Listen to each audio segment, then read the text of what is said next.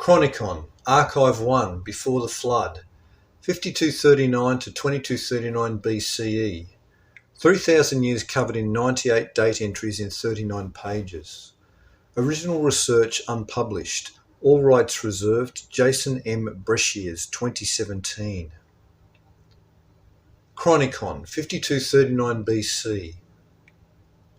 5239 BC, or minus 1344 AM, 7344 before Armageddon, 3000 before Flood, 1 Anunnaki chronology.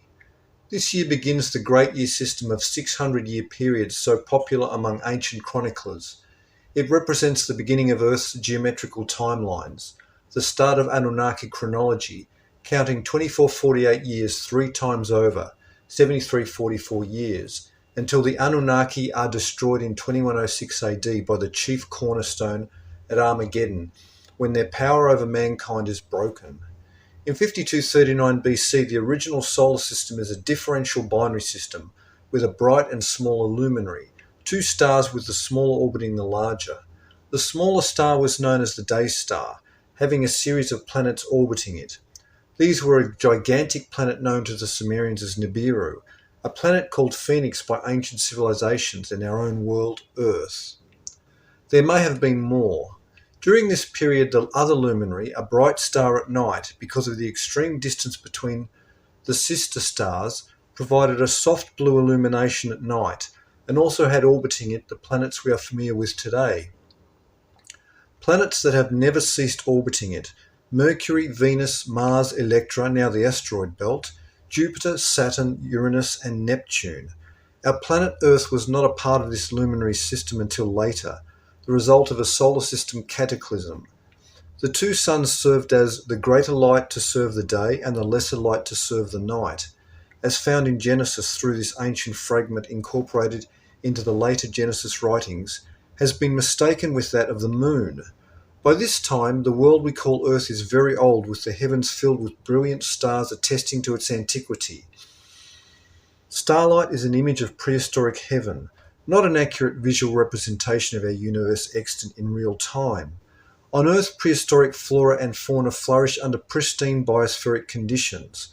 The Anunnaki are the builders, co-creators with the Eternal One, also called Watchers, sons of God, angels, and they are appointed to act as teachers and guardians over a sentient race of beings that they had made, a civilization antedating the creation of Homo sapiens, humanity.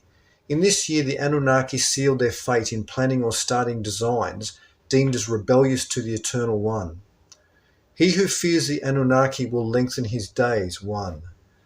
Babylonian inscription in religion of Egypt and Assyria, page 389, cited in Sargon the Magnificent 104. 4687 BC, minus 7092 AM, 607092 before Armageddon, 2448 before Flood, 552 Anunnaki chronology. The Anunnaki homeworld is called Nibiru, an immense planet orbiting both stars. The calendrics for this year denote that something momentous occurred on Nibiru within Anunnaki society. The space-time periods of disaster align in this year. Nibiru's orbit is 792 years, and this year is 6,000 plus 792 years before Armageddon.